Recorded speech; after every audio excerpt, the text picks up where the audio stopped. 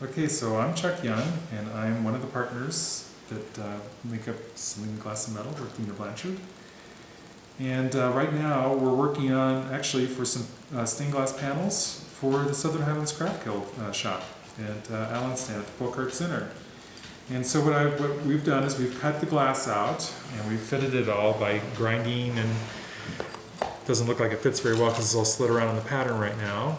But what I'm doing now is foiling the piece, and this is the interface that once the foil is on and it's all foiled, we'll melt solder on these seams, and that'll hold the whole thing together. We'll do that in the front and the back, and then we'll also put a piece of brass around the outside to really hold it all together, and that provides the support for the piece.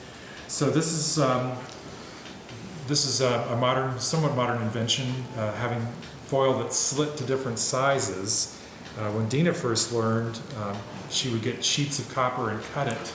Sheets of copper foil and cut it to 3/16 of an inch. And it would be, I would have to cut it with a razor, a little X-Acto knife, and then when I would put it on the piece of glass, you know, it wouldn't really hold together very well because it didn't stick. And what I had to do was use every one of my fingers to hold every one of the sides of the little piece of glass together, and then quickly put it down into where all the, you know, into the whole piece.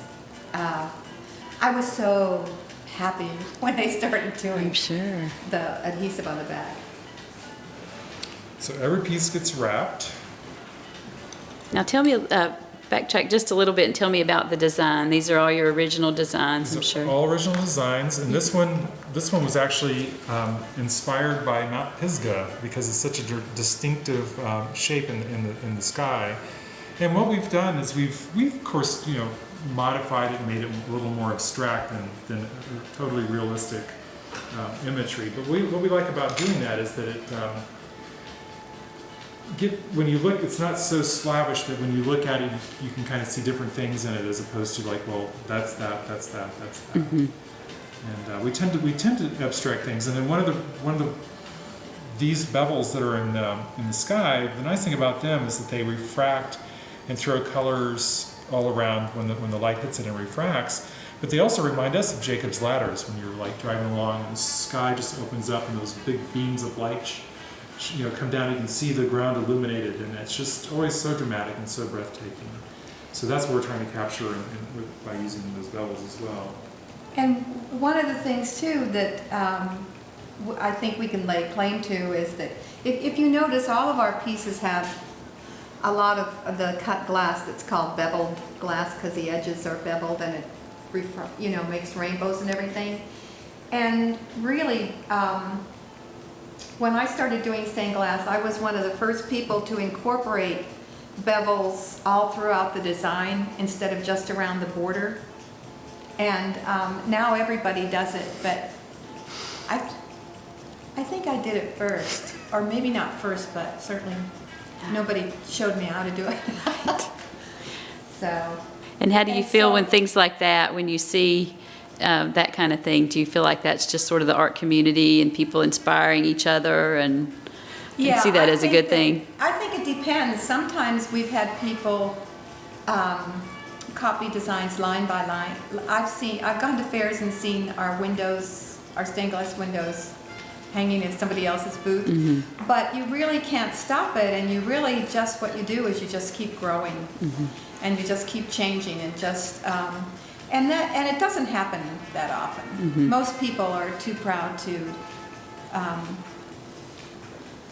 be accused especially people in the caliber of shows where you guys are. And people who are professional and doing it all the time. We did have, when we first moved here back in '94, we did have and still to this day, we still have this happen to us periodically. Somebody will come up to us and say, you are copying the work from these people from Colorado, which is where we moved from. And we'll have to explain to them that no, we are those people from Colorado, and we live here. Uh-huh. And mostly people believe us, but there's been a couple times when I don't think we really could persuade the people that we really were those people. Oh, that's funny. Which cracks us up. But well, that's it. It's nice to know that your style, you know, precedes you. I mean, people are being protective. You know, they're being protective of the artists they know. I really appreciate that. Yes. And I think you know, especially in today's world where big corporations will take artist designs and send them offshore to be copied. I think it's really good that people are kind of aware of that and kind of at least have some consciousness that that's going on, and try to support the actual artist as opposed to the copies that are being made. So. Yeah.